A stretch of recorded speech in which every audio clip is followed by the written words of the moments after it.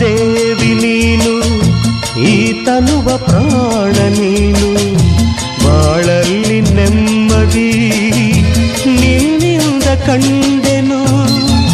ನೀ ಅಳಲು ನೋಡಲಾರೆ, ನೀ ಇರದೆ ಬಾಳಲಾರೆ, ನನ್ನಲ್ಲಿ ಕೋಪವೇ ನಾನಿನಗೆ ಬೇಡವೇ. ನೀ ದೂರವಾದರೆ ನನಗಾರು ಆಸರೆ,